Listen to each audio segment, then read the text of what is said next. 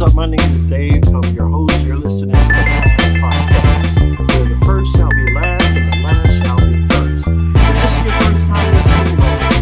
I hope you enjoy the show. If you're coming back and returning, welcome back. I hope you continue to find tips, ideas, and value that will help you your life for the better. Today, I wanted to talk about being on time.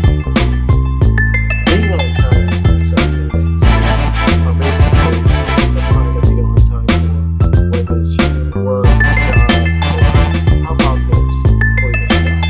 Being on time for yourself is what we're grabbing at today. A lot of people don't believe that they can do things or be there for themselves, but I'll get to it. I'll do that later. They're all I've seen a lot of people procrastinate about so much, but how about being on time for yourself? Instead of procrastinating, do it right now. Be on time for yourself. And sometimes, whether it be let me pray for that hour or take an hour, let me study, or um, whatever it is that you would normally do. And sometimes you find excuses, or life just gets in the way, and you either are late in doing what you want to do to better your life, or you just put it off for another time and another day. And before you know it, that time is actually passed completely. And now you have to start all over again. I want to say, hey, look, it's time to be on time for yourself. No matter what life throws at you, no matter what it is that you're trying to achieve. Basically, if you set a time for yourself, you have a goal for yourself, you have a set hour or 15 minutes for yourself to do something, be on time for it.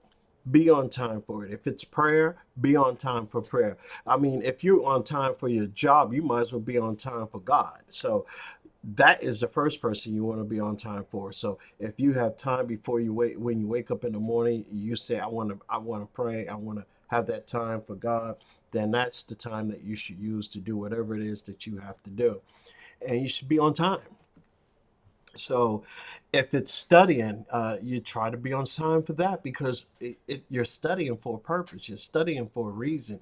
You're studying to make yourself better in one area of your life. So be on time for you. That's basically what I really want to say. It's all about being on time. And even if you are in a relationship and you are letting work get to you where you're late, or you're supposed to meet a spouse or a girlfriend somewhere and you're running late, and you're always running late. I can understand one time, but if it goes beyond the one time, you got to learn how to be on time. You got to be on time for, because that's important. If she really means something to you, or he really means something to you, then be on time, because you have to put your priorities in order. What's important to you? What what will get you going? What are you trying to do in this relationship? Are you really just having fun, or do you really want to get somewhere, go somewhere with this relationship?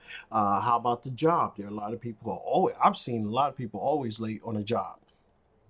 I believe in not being late. I believe in being on time. So that's something really, I think a lot of people will have to actually adjust some things to make sure that they're on time. And in fact, it's not really a hard thing to do. Being on time is about you being on time for you, even if it's a relationship, even if it's because why I say that? Because it's benefiting you one way or another. So you need to be on time for you. And a lot of us, we'll let things for ourselves slide. We put other people first. We put our kids first. We do this, and then later on there are regrets. Hey, stop right now.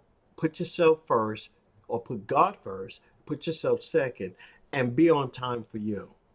No matter what it is, be on time for you. And I just want to make a sidebar here.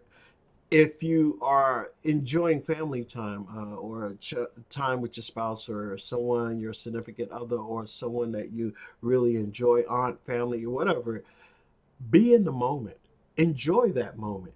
Be there in the moment, because we're not guaranteed anything in life. So if you are there with that person, be there in the moment. And if you're studying, you're in school, be there for the moment, because that's when you're going to gain something. If you're spaced off in a relationship